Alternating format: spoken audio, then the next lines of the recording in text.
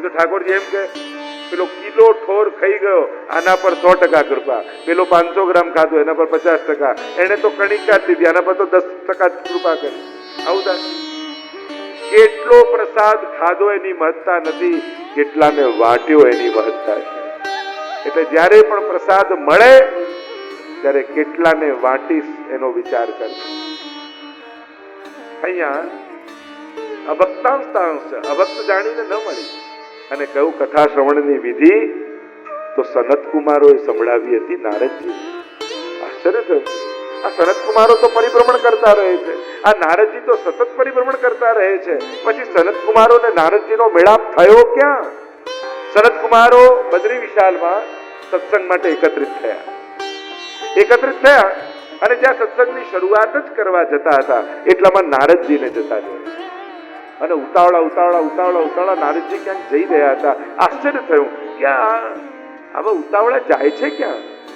અરે બાકી તો ઠીક, એમના ચહેરા પર આવી કઈ ચિંતા દેખાઈ રહી છે? આમ ચિંતાતુર કેમ છે?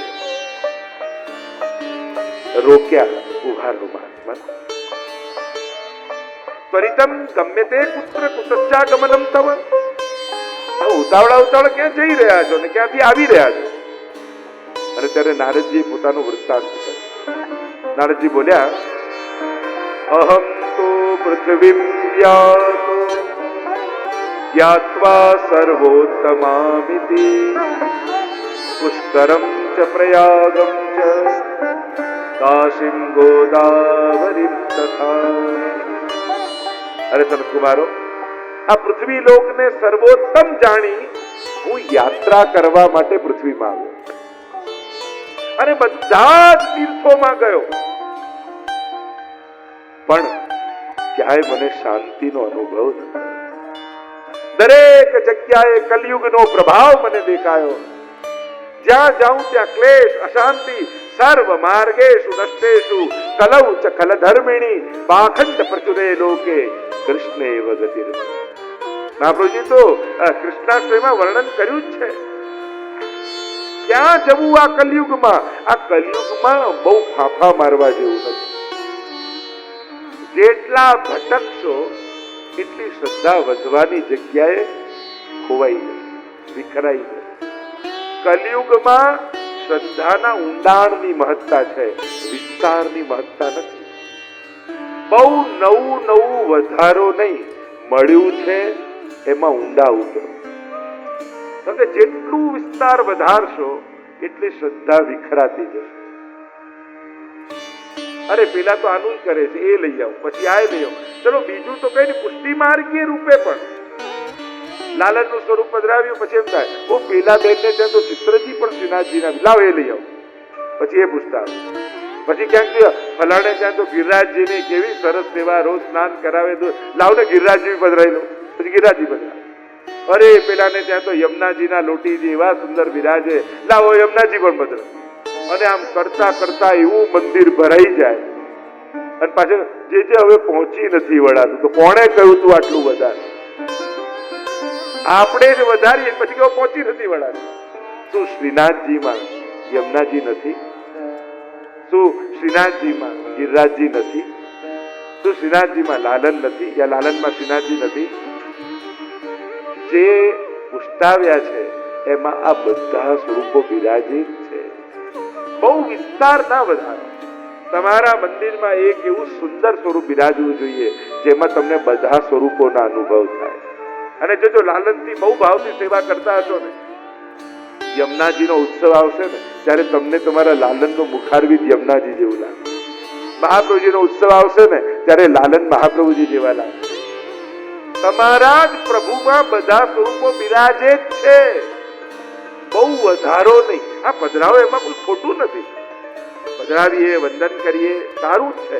પણ પછી તમારી શ્રદ્ધા ભેદભાવ કરવા લાગે ત્યાં સુધી તમારી ભક્તિ ના પહોંચવી. એટલે મહાપ્રભુજીનું કર્યું ઠાકોરજી રહી ગયા, ઠાકોરનું કર્યું યમુનાજી રહી ગયા, યમુનાજી કર્યું ગિરિરાજજી રહી ગયા. હવે આ નારાજ થઈ જશે, નામને ખોટું લાગી જશે. પછી આવું બધું શરૂ થાય. કારણ કે મનમાં તો સંસાર જ છે ને, લૌકિકતા જ છે. અને એટલા માટે ઊંડાણ વધારો, વિસ્તાર ના વધારો. મંદિરને એટલું બધું ન ગણાતો એટલા બધા ફોટાઓ ભેગા કરે અને પછી ડરે, એટલે સોમવારે આનું કર્યું પેલા રહી ગયા, મંગળવારે આ રહી ગયા, બુધવારે આનું નહીં કરો તો બગડી જશે, ગુરુવારે આ તો કરવું જ પડે, નહીં તો નારાજ થઈ જાય. પછી આનંદની જગ્યાએ ભય શરૂ થઈ ગયું. ભક્તિ કોને કહેવાય? તમારા ઈષ્ટમાં બધા જ બિરાજેલા છે એવો ભાવ રાખીને જે કરવામાં આવે એને જ સાચી ભક્તિ કહેવામાં આવે. બાકી જુદું જુદું ભેગું કરવા જશો તો 33 કોટી દેવતાઓ છે, ઘરમાં કયો કલર છે ને એ ખબર નહીં પડે જો બધાના ફોટા ભેગા કરશો. આ તો અનંત છે, આનો તો કોઈ અંત જ નથી આવવાનો. અંત ક્યાં છે? મારા ઈષ્ટમાં બધા જ બિરાજેલા છે. અર્જુનને આ શંકા હતી ને, આમ કરું આમ કરું આમ કરું, અને જ્યારે વિશ્વરૂપ સ્વરૂપનું દર્શન કરાવ્યું ત્યારે ખબર પડી કે બધું આમનામાં છે જ. આ તો મારા મનનો ભટકાવ છે. અને એટલે કેમ કરીને પ્રભુની પ્રાપ્તિ થાય એનો વિચાર. તો કલિયુગમાં આકર્ષણો ઘણા મળશે, ભટકો ઓછું. કારણ કે જે રીતે હું તો બહુ વ્રજનું પણ જે રીતે માર્કેટિંગ થાય, તીર્થોનું માર્કેટિંગ થાય, નાથા તમે સોશિયલ મીડિયા પર એટલું બધું, અને એટલા બધા લોકો હવે જવા લાગ્યા છે કે ખરેખર જે ભાવવાળા છે એને તો રહેવાના રૂમે નથી મળતા, અને ખાલી ફોટા પડાવવા આવ્યા હોય એ આટા જ માર્યા કરે. અને એટલા માટે ઘણી વસ્તુઓનું બહુ માર્કેટિંગ કરવું પણ એ તીર્થ માટે સારું નથી, કારણ કે દરેકની એક કેપેસિટી છે, અને એના કરતા વધારે લોકો આવવા લાગ્યા ને તો એ લોકો જ એ તીર્થોનો સર્વનાશ કરી નાખે. અમુક વસ્તુ ઓર્ગેનિક રીતે આગળ રહે વધે એ જ જરૂરી છે. એનો બહુ પ્રચાર કરશો તો એને માનનારા લોકો જ એનો નાશ કરી નાખશે, અને આવું થવા લાગ્યું છે. અને એટલે સાવધાનીની જરૂર છે. 10 વાર વ્રજમાં જતા હો પણ નક્કી કરો દૂધ એક જ વાર ચડાય. જ્યારે દરેક વખતે જનારા લોકો ચડાઈ જાય ને જે દશા, અને ચડાવો તો એ દૂધ છે કે નહીં એ પણ હવે પ્રશ્નાર્થ છે. એટલે હવે બધું વિચારવું પડે. સામર્થ્ય સમાજનું વધે ત્યારે સમજણની વધારે જરૂર પડે. આજે સામર્થ્ય બહુ વધી ગયું છે, એટલે સમજદારીની બહુ જરૂર છે કે હવે વ્રજમાં જાઓ તો આપણો આચાર વિચાર વ્યવહાર કેવો હોવો જોઈએ. ફરવા જવા માટે ઘણી બધી જગ્યાઓ છે, તીર્થોને તીર્થયાત્રા માટે જ રહેવા દો. કારણ કે તીર્થ એને જ જવું જેને ભક્તિ કરવી હોય, જેને મુક્તિ સાધવી હોય, જેને અંતઃકરણ પવિત્ર કરવા હોય. આ જેના લક્ષ્ય હોય એને તીર્થોમાં જવું. જેને ફરવા જ જવું હોય એના માટે મારી પાસે આવજો, લાંબુ લિસ્ટ લખી આપ્યું. જેને ખાલી વિઝિટ અને ફરવા જ જવું છે, મજા કરવા જ જવું છે, એના માટે ઘણી બધી જગ્યાઓ છે. તીર્થોને ભક્તિ માટે બાકાત રાખો, જેથી સાચી ભક્તિ કરનારા લોકો માટે ત્યાં જગ્યા રહે. અને જે સંજોગો થઈ રહ્યા છે, હવે ગાયના દૂધનું બહુ માર્કેટિંગ કરશો તો લોકો ગાયની દશા બગાડી નાખશે. વિચાર કરો, દૂધનું જો ડિમાન્ડ વધી ગઈ, આ જે છે એના કરતા 10 ગણી ડિમાન્ડ વધી જાય તો લોકો ગાયની શું દશા કરશે? અને એટલા માટે ઘણી વસ્તુઓ એની ઓર્ગેનિક વેમાં, એની નેચરલ વેમાં આગળ વધે એ જ સારું છે એના માટે.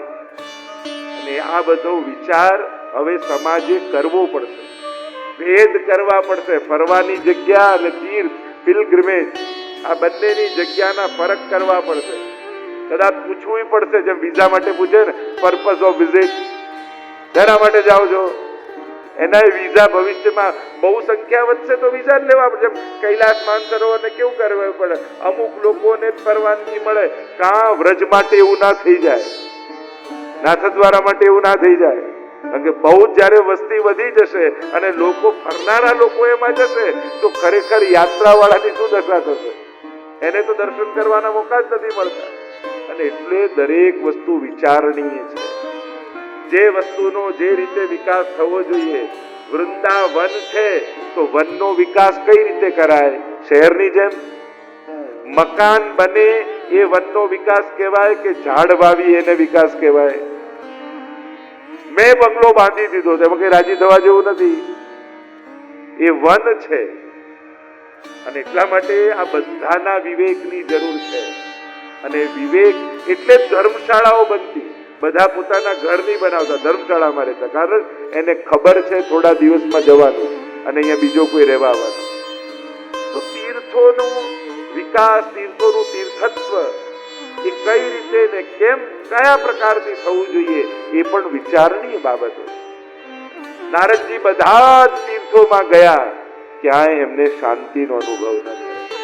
અને શાંતિનો અનુભવ ક્યારે ના થાય? જ્યારે તમને પૂજા કરવા ન મળે, જ્યારે તમને દર્શન કરવા ન મળે, જ્યારે તમને ભક્તિ કરવા ન મળે, ત્યારે તમને ઉદ્વેગ થાય. ક્યાંક નારદજીને એવું થયું, બધા તીર્થોમાં ગયા પણ એમનો તો વારો જ ના આવ્યો, ક્યાંય દર્શન કરવાના લાભ જ ના મળે. તો જ્યારે બધે જ પરિભ્રમણ કરતા કરતા નારદજી કહેવા લાગ્યા કે હું શ્રેષ્ઠ આ ભૂલોકને ભગવત ધામ માનીને ગયો. શું જોયું? કલયુગના પ્રભાવ છે. અને કલયુગના લક્ષણો જોતા નારદજી વર્ણન કરે છે કે શું શું જોયું. જ્યાં જ્યાં ગયો, દયા દાનમ ન વિદ્યતે સત્યમ નાસી તપસૌચમ, દયા દાનમ ન વિદ્યતે ઉદરમ ભરીણો જીવા વરાકા કૂટ ભાગી. સત્યનો નાશ થઈ ગયો. કોઈને ખોટું બોલતા હવે ડર પણ લાગતો નથી. તપસૌચમ, અને સત્ય કોઈ શબ્દ નથી, ભાવના છે. સત્યને શબ્દ સાથે ન પકડતા, એ ભાવનું નામ. કારણ કે ઘણી વાર સાચું બોલો પણ એટલું બધું બીજા માટે ખરાબ અને કડવું હોય તો એ સત્ય છે જ નહીં. સત્ય ભાવ છે. તમે એનું હિત ઈચ્છો છો, જેમાં હિત હોય એ સત્ય છે. અને એટલા માટે સાચું અને ખોટું આ બોલતા પહેલા સારું અને ખરાબ એનો વિચાર કરવો જરૂરી છે. આ સત્ય સારું છે, જે સારું નથી તો એ સત્ય નથી. સત્ય ભાવનું નામ વિચારજો, એને શબ્દોના નામ ન કહેતા. સત્યમ નાસ્તિ તપ, તપ જતું રહ્યું. સહેલામાં સહેલી રીતે વધારેમાં વધારે કેમ મેળવી લેવાય એ જ ફિરાકમાં કલયુગનો માણસ રહે. અત્યારે સારી જોબ તમે કોને કહો? મારે તો બહુ સારી જોબ, કામે જવાનું જ નહીં. એટલે જેમાં કામ ન કરવું પડે એ જ સારું કામ. સારી જોબ એને જ કહેવાય જેમાં ઓછી મહેનતમાં વધારે મળે. બે શક્તિ ઘટી ગઈ કલયુગમાં, શ્રમ શક્તિ અને સહન શક્તિ. કલયુગમાં આ બંને વસ્તુ જતી રહી. ઓછામાં ઓછા શ્રમ કરવા જ માંડો. તો પહેલાના સમયમાં કોઈના ઘરે જાઓ ને અને એના ઘરે લિફ્ટ જુઓ, ઓ તમારા ઘરમાં લિફ્ટ છે, રાજી થાય. અને હવે એવો સમય આવી ગયો છે કે તમે 3 દાદરા ચડી જાઓ છો, એમાં લોકો રાજી થાય. એવું આ તો સીડી ચડી શકે જાતે, ઓ તમે નીચે બેસી શકો છો ખુરશી વગર. હવે લોકોના ગણિત ન બદલાય. પેલા ખુરશી જોઈને હજી તો આ લોકો તો આવી ખુરશી, હવે આ તો પલાઠી વાળી નીચે બેસી શકે છે. કેવા ફરક થઈ ગયા ગણતરી. હવે મહત્વનું કલયુગ, તમે કેટલું ખાઈ શકો છો એ મહત્વનું નથી, કેટલું ખાવું જોઈએ એ સમજણ જરૂરી. કેટલું જાગી શકો છો એ મહત્વનું નથી, કેટલું જાગવું જોઈએ એ વિવેક મહત્વનું. કેટલું બોલી શકો એ મહત્વનું નહીં, કેટલું બોલવું જોઈએ એ મહત્વનું છે. કલયુગમાં સામર્થ્ય કરતા પણ વિવેક બહુ મહત્વનો છે. કે તમારી શક્તિના પ્રદર્શનની જરૂર નથી, તમારા સમજણના પ્રદર્શનની જરૂર. કેવલ સમજણ વગરની શક્તિ એ સમાજનો નાશ કરશે. અને સમજણ આવશે તો જ શક્તિ કંઈક સર્જન કરી શકે. તો શ્રમ શક્તિ જતી રહી, સહન શક્તિ જતી રહી. અત્યારે કોઈનું સહન કરવા તૈયાર નથી. અને છતાંય દરેકને શું લાગે, ઘરે અમે જ સહન કરીએ છીએ, બાકી બધા જ મજા કરે છે. દરેકને એવું જ લાગે કે આ મારે જ ઘસાવાનું, જો જ બધા મજા કરે. તો મજા કરે છે કોણ? જો બધા જ સહન કરે છે. અને સમજદારી જ સહન કરવાનું આવશે. નાદાન લોકો તો ઝઘડા કરશે, નાદાન લોકો તો હક માંગશે. સમજદારી જ સહન કરવા. અને આપણે પણ કહીએ ને, બે બાળકો હોય મોટાને, તું સમજદાર છું, તું શાંતિ રાખ. સમજદારી જ શાંતિ રાખવાની આવે. કોઈ નાદાનને નહીં કે, કારણ કે નાદાન ખબર છે કે આ તો સમજવાનો જ નથી. વેઠવાનું સમજદારે જ છે, ગળવાનું સમજદારે જ છે, ભોગવવાનું સમજદારી છે, અને એમાં જ એની સમજદારી છે. અને એટલું કહીશ, થોડું સહન કરીને પણ ભેગા રહેવાતું હોય તો સહન કરવાની તૈયારી રાખજો.